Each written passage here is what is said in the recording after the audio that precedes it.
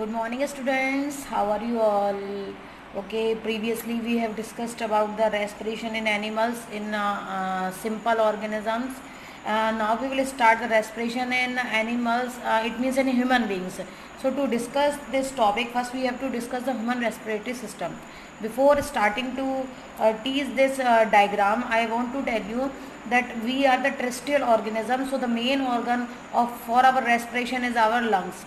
So we inhale oxygen, we release this carbon dioxide. So to conduct this breathing, we have a group of organs which make a system to conduct this function. हमारे पास एक पूरा group है organs का जो इस पूरे respiration की process को करता है. As we know that we have food in our body in the form of glucose and we require energy to conduct all our metabolic reactions, to conduct all our metabolisms. ठीक है, तो to get this energy, this oxygen transfer into our body and the food is oxidized to release energy, and this energy is utilized for all metabolic reactions. It means we require energy and this energy is released by this process. So this is a very much important process for our body. So now we will start the human respiratory system. I am starting from the external organs. Our nose is the organ by which we inhale the air. Now, when we inhale the air, it has too many impure particles and dust particles also. This air transfer into two chambers, two openings of nose. These two openings are known as nostrils. When you enter inside the nostril, there is a cavity, there is a passage, there is a pathway. This pathway is known as nasal passage or nasal cavity. In this cavity, two things are present. दो चीज़ें present होती हैं इस cavity में. Nasal hairs are present and mucosa glands are present which secrete a sticky substance that is called mucus. So I told you when we inhale air, it may be contain some impure particles, some dust particles. So the function of these hairs and mucus to trap these dust particles by which pure air can be entered into our system. जिससे कि केवल pure air ही हमारे system में अंदर जाए. Now there is an important part which separate our nasal cavity from the buccal cavity. जो हमारे mouth की कैविटी को हमारी nasal passage से अलग करता है, that is palate, तलवा जिसको बोलते हैं. बोनी पैलेट होता है जिससे हमारा रेस्पिरेटरी सिस्टम और हमारा जो एलिमेंट्री कैनाल का जो माउथ कैविटी है वो सेपरेट हो जाती है.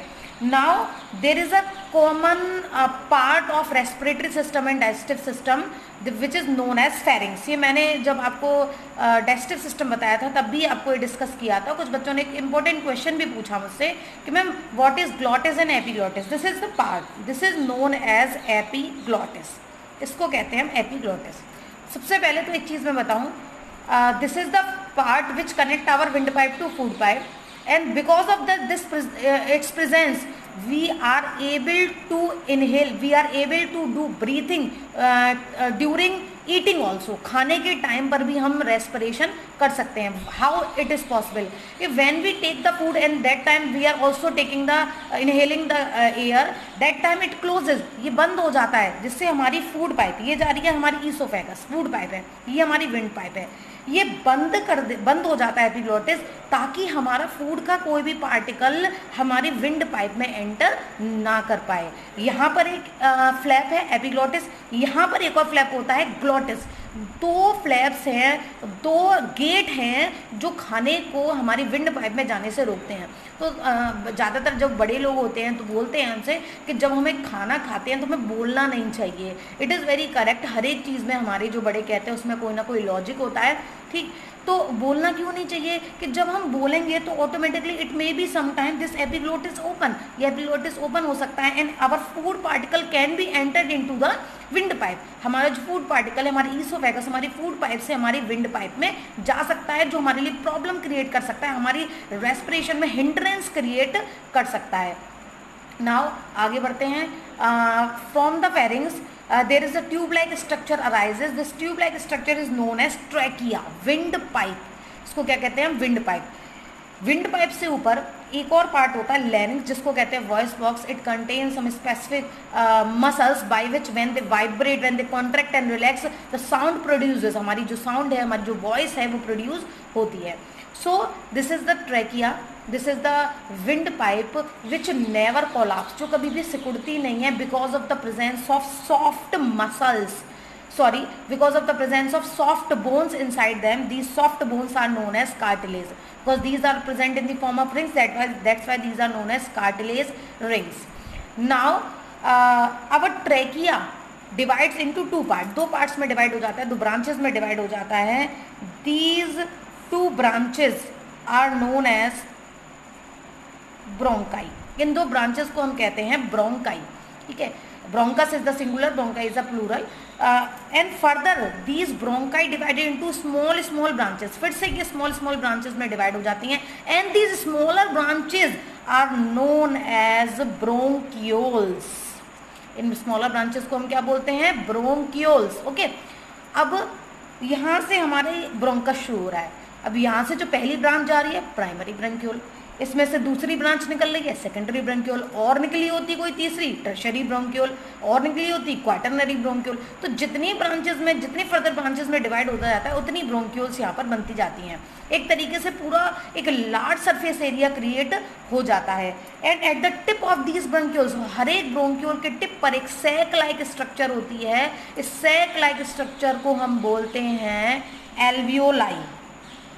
The sac-like structure is known as alveoli, or you can also say that it is air sac. Air sac भी बोल सकते हैं.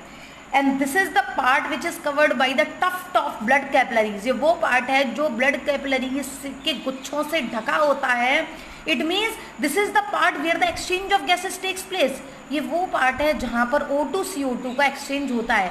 जो ऑक्सीजन आती है हमारे सिस्टम से, वो इस एयर जो एयर एल्वेलाई के ऊपर जो कैपिलरीज हैं, ब्लड उनमें से ले लेता है उस ऑक्सीजन को और उसको वापस से CO2 दे देता है. तो whenever this one mark question come that what is the site of exchange of gases, then your answer must be alveoli. Okay. Now you can see that our lungs are covered with two membranes. These membranes are known as pleural membranes, and inside these membranes a fluid is filled. That fluid is known as pleural fluid. Remember this thing, all our sensitive organs, all our important organs are covered by 2 or 3 membranes, and inside these membranes a fluid is present to prevent them any mechanical injury. जितने भी हमारे sensitive part है, brain है, lungs है, kidney है, heart है, इन सब के ऊपर 2 या 3 मेम्ब्रेन जरूर होती हैं और उनके अंदर एक फ्लूइड और फिल्ड होता है ताकि वो उस पार्ट को किसी भी मैकेनिकल इंजरी से बचा सकें. अब ये जो हमारे लंग्स होते हैं वो एक कैविटी में बंद होते हैं. हमारी बॉडी में एक्चुअली 4 कैविटी होती है. मैं इस कैविटी के बारे में आपको बताती हूँ और भी बताऊंगी. This cavity is known as thoracic cavity. ठीक है, थोरैसिक कैविटी या चेस्ट कैविटी बोलते हैं. और इसके नीचे जो कैविटी होती है उसको कहते हैं एब्डोमिनल कैविटी. ठीक, so this thoracic cavity is separated by the abdominal cavity by a structure that is known as diaphragm, जिसको हम क्या बोलते हैं? डायफ्राम. इसके साथ साथ our lungs are covered by a muscle group of muscles. बहुत सारी मसल्स से कवर्ड होते हैं जो एक केज लाइक स्ट्रक्चर बना देती है, पिंजड़े जैसी स्ट्रक्चर बना देती है. This structure is known as rib cage. इस स्ट्रक्चर को कहते हैं हम rib cage.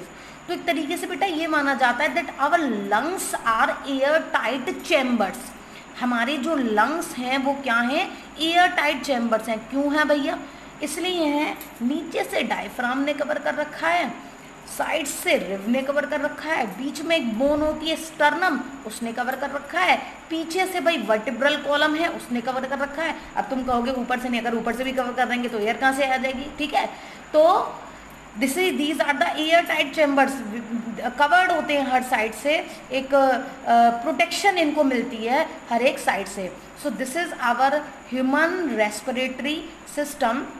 Okay, if you have any query regarding this diagram then you can ask me. मैं एक बार रिपीट कर रही हूँ इस एक बहुत इंपॉर्टेंट चीज़ को. This is pharynx. ठीक है, pharynx is the common part of alimentary canal and our respiratory system. ठीक है, it separates our wind pipe to food pipe. ये हमारी विंड पाइप को फूड पाइप से सेपरेट करता है. एक फ्लैप होता है यहाँ पर, मस्कुलर फ्लैप, एपिग्लोटिस, जो बंद हो जाता है जब हम सांस भी ले रहे होते हैं, खाना भी खा रहे होते हैं. और एक और फ्लैप होता है ग्लोटिस.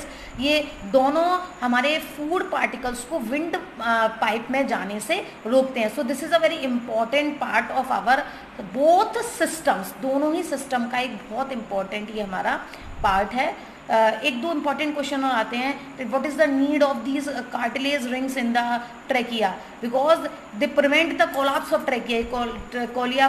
ट्रैकिया की वॉल्स को चिपकने से, कोलैप्स होने से बचाते हैं. सो this is our respiratory system.